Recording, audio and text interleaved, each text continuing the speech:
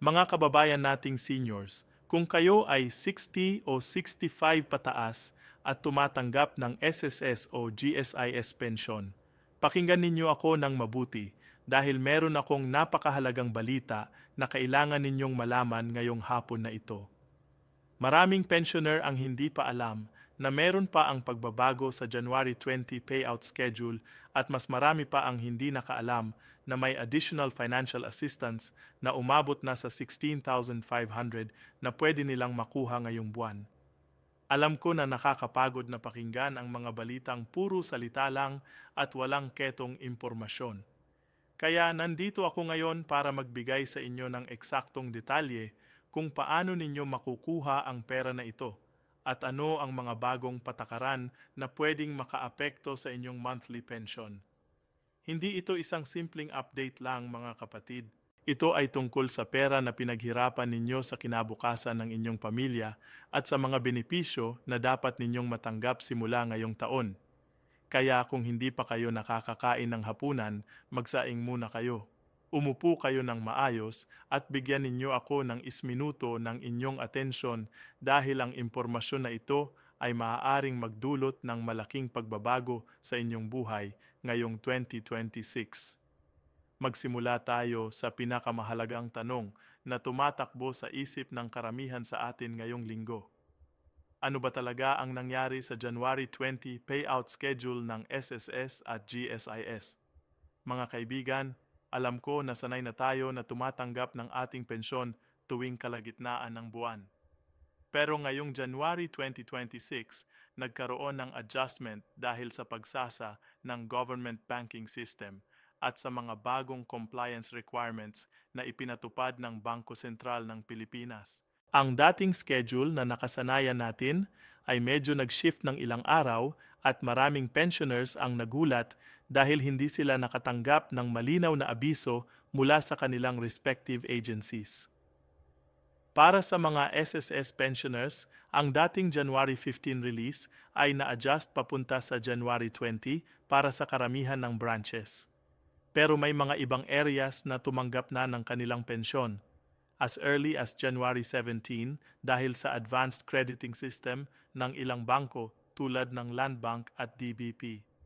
Ang importante dito ay huwag kayong magpanik kung hindi pa kayo nakakatanggap ng notification sa inyong cellphone o kung wala pa kayong natatanggap na text mula sa SSS dahil ang payout process ay ongoing at ang inyong pera ay guaranteed na darating sa inyong account o sa payment center na inyong napili. Ngayon, pag-usapan natin ang mas exciting na bahagi ng balita na ito, ang 1625 Additional Financial Assistance na inilabas para sa qualified pensioners ngayong January 2026. Mga kapatid, hindi ito basta-basta chase or fake news na nakikita lang natin sa Facebook. Ito ay legitimate program na bahagi ng Social Amelioration and Pension Enhancement Act na nag-take effect noong huling bahagi ng 2025. Ang programa na ito ay specifically designed para sa mga pensioners na tumatanggap ng monthly pension na mas mababa sa 10,000 at para sa mga senior citizens na nakaranas ng financial hardship dahil sa pagtaas ng presyo ng bilihin, kuryente at mga gamot. Ang 16,500 na ito ay hindi isang one bigayan lang, kundi ito ay broken down sa 3 tranches o 3 beses na payout na ibibigay sa loob ng first quarter ng 2026. Ang unang tranche na umabot sa 5,500 ay dapat nang na-deliver sa mga qualified beneficiaries ngayong 3D week ng January.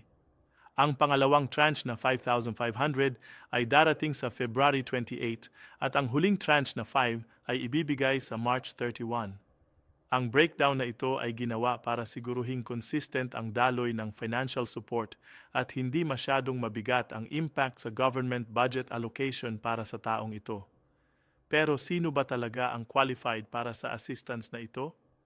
Maraming pensioners ang nagtatanong sa akin kung kasama ba sila o hindi. Kaya hayaan ninyo akong magbigay ng malinaw na kriteriya. Una, kailangan na kayo ay registered SSS o GSIS pensioner na currently active at walang pending issue sa inyong account. Pangalawa, ang inyong monthly pension ay hindi dapat lumagpas sa 10,000 bawat buwan dahil ang programa na ito ay targeted specifically para sa low-income pensioners na kailangan talaga ng additional support. Pangatlo, kailangan na kayo ay at least 60 years old na at nakatala sa National Senior Citizens Database na maintained ng DSWD at ng Office of Senior Citizens Affairs. Pang-apat, kailangan na updated ang inyong contact information at banking details sa SSS o GSIS para walang aberya sa pag-credit ng pera ninyo. But lastly, kailangan na wala kayong outstanding loans or obligations sa SSGSIS na nag-cause ng suspension ng inyong pension benefits. Kung lahat ng conditions na ito ay natutugunan ninyo, congratulations po dahil kayo ay automatic qualified na para sa financial assistance na ito at hindi na kailangan ng separate application. Ngayon, pag-usapan natin ang mga posibleng reductions o TLBS na kailangan ninyong bantayan dahil hindi lahat ng pensioners ay makakatanggap ng full amount ng 16,500. Mga kapatid ko, alam ko na nakakalungkot marinig ito, pero kailangan nating maging realistic at prepared. Meron kasing mga cases kung saan ang pensioner ay may existing debt sa SSS o GSIS dahil sa overpayment noon, emergency loans na hindi nabayaran o mga contribution adjustments na kailangan i-resolve. Kung kayo ay kasama sa ganitong sitwasyon, ang inyong 16 to 500 assistance ay pwedeng ma-offset o mabawasan ng up to 30% depende sa laki ng inyong obligation. Halimbawa, kung ang inyong utang ay 8,000, ang unang tranche na 5,500 ninyo ay pwedeng mabawasan ng 2 peperi at ang natitira sa inyo ay 2.6 lang. Kaya napakahalaga na i-check ninyo ang inyong account status bago dumating ang payout para alam ninyo kung magkano talaga ang makakarating sa inyo. Pwede ninyong tawagan ang SSS hotline na 8926446 o ang GSIS hotline na 8847444747 para mag-inquire tungkol sa status ng inyong account. At kung meron kayong pending deductions, pag-usapan din natin ang mga hidden benefits na maraming pensioners ang hindi nakakaalam na entitled sila. Bukod sa regular monthly pension at sa 16th 500 assistance, meron ding 13th month pension benefit na ibinibigay every December. Pero ang hindi alam ng karamihan ay may additional medical allowance din na 2,400 annually para sa qualified senior citizen pensioners na may chronic illnesses tulad ng diabetes, hypertension, or heart disease. Para makuha ninyo ito, kailangan lang ninyo ng medical certificate mula sa inyong doktor at isang filled-up application form na pwede ninyong kunin sa nearest SSS o GSIS branch. Mayroon ding assistance na umabot na ngayon sa 40,000 for SSS at 60,000 for GSIS na pwedeng i-claim ng inyong beneficiaries sakaling mangyari ang hindi inaasahan. Pero ang benefit na ito ay kailangan na naka-update ang inyong beneficiary designation form para walang problema sa pag-process. At isa pang hidden benefit na rarely discussed ay ang calamity loan assistance na available for pensioners affected by typhoons or natural disasters. Kung saan, pwede kayong mag-apply ng up to $20,000 na interest-free loan na pwedeng bayaran within 24 months through automatic pension deduction. Tungkol naman sa tax implications, maraming seniors ang worried kung ang 16,500 assistance at ang kanilang monthly pension ay taxable o hindi. Mga kaibigan, hayaan ninyo akong magbigay ng peace of mind sa inyo. Ang monthly pension ninyo mula sa SSS ay tax-exempt based on Republic Act 4911. Kaya hindi kayo kailangang mag-alala tungkol sa withholding tax o income tax filing. Para dito, ang GSI pension naman ay partially taxable. Kung ang ninyo ay lumagpas sa certain threshold na 250,000 annually.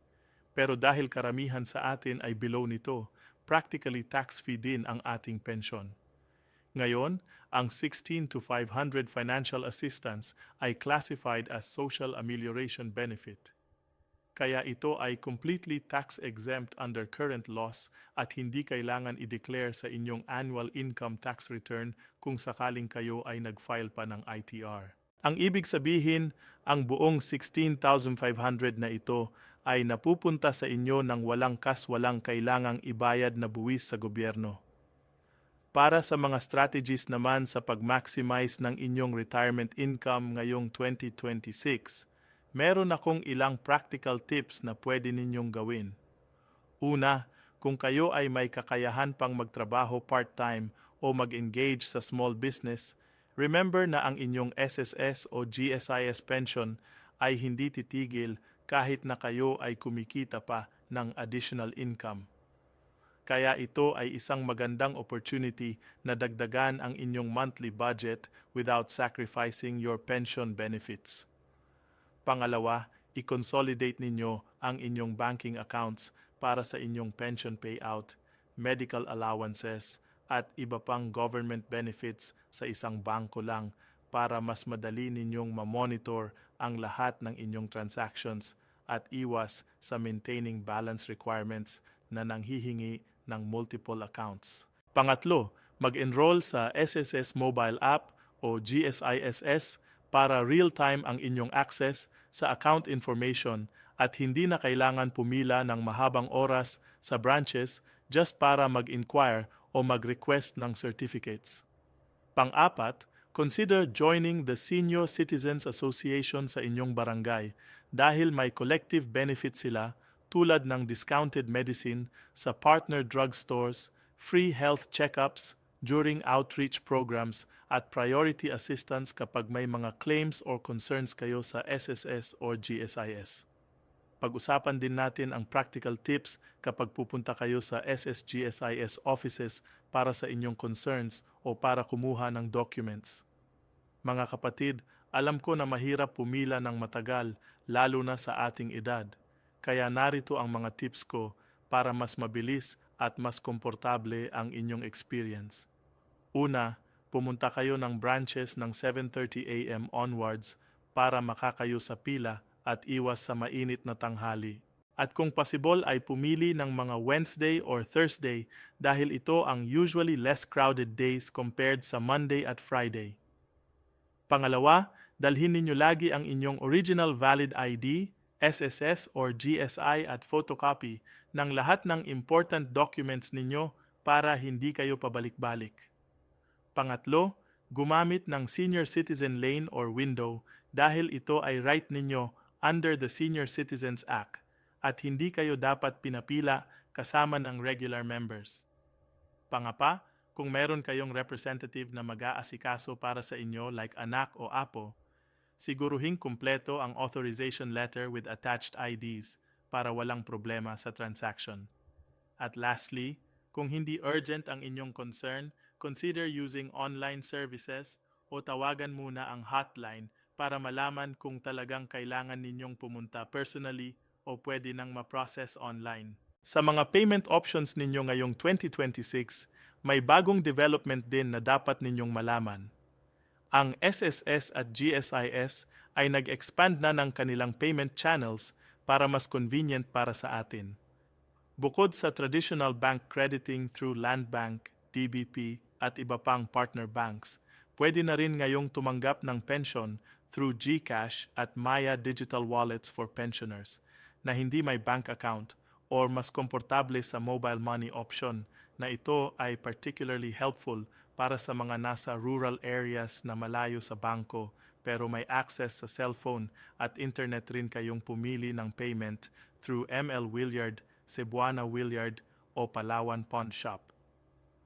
Kung mas accessible ang mga ito sa inyong area compared sa bangko, ang importante lang ay i-update ninyo ang inyong payment preference sa SS or GSIS at siguruhing complete at accurate ang inyong information para walang delay sa pag-credit ng inyong pension every month. At tandaan kung nagpalit kayo ng payment option, may processing time na 30 to 45 days bago mag-take effect ang bagong arrangement ninyo. Kaya mag-plan ahead at huwag basta-basta magpalit kung malapit na ang pension schedule ninyo. Bago tayo magwakas, Nais kong ipaalala sa lahat ng ating mga kababayan na seniors na ang benepisyo na ito ang 16 to 500 assistance at ang lahat ng improvement sa pension system ay resulta ng mahabang proseso at advocacy ng ating senior citizens groups at ng mga mambabatas na talagang nakikinig sa ating mga pangangailangan. Kaya ang responsibilidad natin ngayon ay gamitin ng maayos ang mga benepisyong ito. I-share ang information sa ating mga kapwa seniors na baka hindi pa nakakaalam at laging magstay informed sa mga updates at changes sa government programs. Huwag tayong matakot magtanong. Huwag tayong mahiyang humingi ng tulong sa mga ahensya o sa ating mga anak at apo kapag may hindi tayo maintindihan. Ang pera na ito ay karapatan natin. Pinaghirapan natin ito ng maraming taon through our contributions at deserve nating makatanggap ng every single peso na dapat sa atin. Kaya kung meron pa kayong mga katanungan o concerns, pwede ninyong bisitahin ang SSS website na SSGVP o ang GSIS website na GSG, PHP, PHP, PH para sa mas detalyadong impormasyon o mas mabuti pang direktang pumunta sa pinakamalapit na branch ninyo para sa personalized assistance. Tandaan, ang kaalaman ay kapangyarihan at ang wastong impormasyon ay susi para makuha natin ang lahat ng benepisyong nararapat sa atin. Maraming salamat sa inyong pakikinig ngayong hapon at sana ay nakatulong ako sa inyo na mas maintindihan ang mga pagbabago at opportunities na naghintay sa atin ngayong 2026. Ingat po tayong lahat at hanggang sa muli nating pag-uusap, MM.